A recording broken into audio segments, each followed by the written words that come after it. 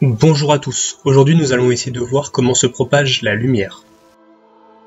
Pour cela, pour répondre à la question, nous allons pouvoir réaliser deux expériences. Avant que je te propose des expériences, mets en pause la vidéo afin de réfléchir à une hypothèse, à la question comment se propage la lumière.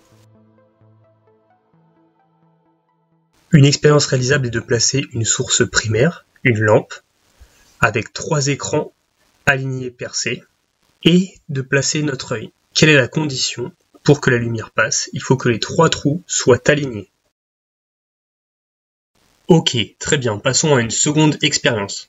Alors pour cette expérience, il faut un laser. Attention, fixer le soleil ou éblouir quelqu'un ou s'auto-éblouir avec un laser est fortement déconseillé et voire à proscrire, c'est interdit. Le sujet de l'expérience est très simple, nous prenons un laser et nous le pointons vers un écran ou vers un mur. Qu'observe-t-on?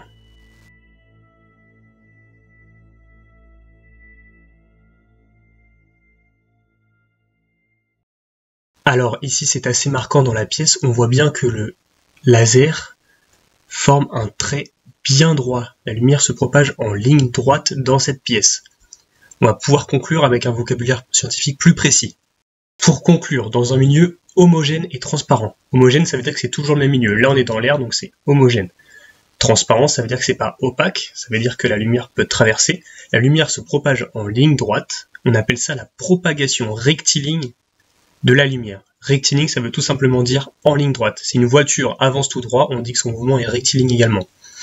Alors, vous l'avez peut-être vu, un rayon de lumière se représente par un trait droit et on met une petite flèche pour indiquer le sens de la lumière.